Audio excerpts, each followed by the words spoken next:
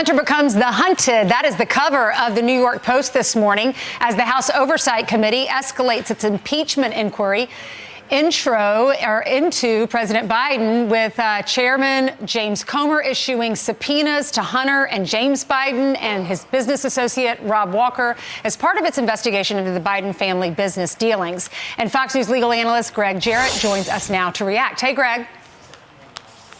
Hey, Ainsley, good to be with you. Yeah, so this has been a long time coming, and I think that Hunter Biden in particular has a lot of explaining to do. Why did he receive tens of millions of dollars in overseas cash from the very countries over which his father, as vice president, was exercising foreign policy? And Devin Archer said what they were selling was access to Joe Biden and promises of influence. Under bribery statutes, that's a crime.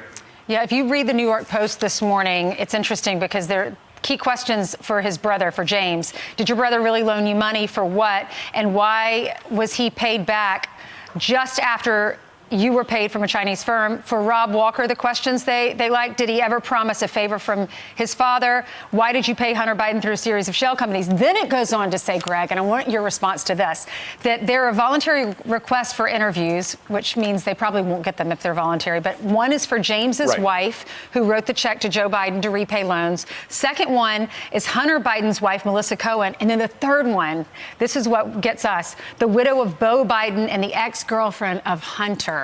What will she say? Will she stay in the family because she does have children, still in the family, grandkids of the president? Or does she talk badly about him? Or does she has to tell the truth, but will she? Well, arguably, she could incriminate him. Yeah. She could reveal their motives, their intent, what they were really doing, which, as I say, the evidence suggests selling access and influence, which is a violation of the Foreign Corrupt Practices Act, FARA violations for felonious lobbying on behalf of foreign countries, could be money laundering as well as bribery, tax fraud, tax evasion. I mean, the list goes on and on. I suspect that she and others in the Biden family will resist these requests for their testimony.